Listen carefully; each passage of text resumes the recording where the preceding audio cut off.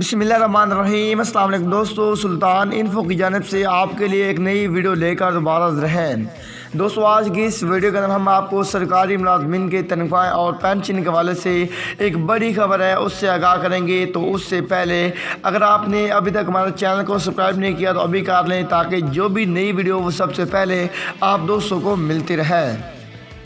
दोस्तों, बढ़ते हैं वीडियो की तफसील की जानिब और आपको आगाह करते हैं आज की इस खबर से। दोस्तों, इस्लामाबाद से ये खबर है कि वफाकी हुकूमत ने फौरी तनख्वाह और पेंशन देने की मंजूरी दे दी है।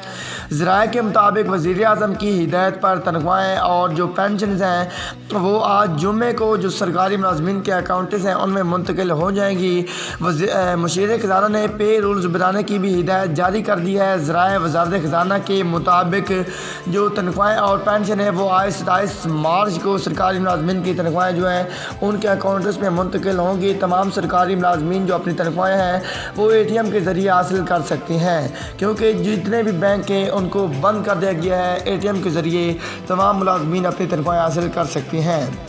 दोस्तों, ये थी अब तक की ताज़ा तरीन अपडेट। उम्मीद करता हूँ दोस्तों आपको आज की वीडियो पसंद आएगी।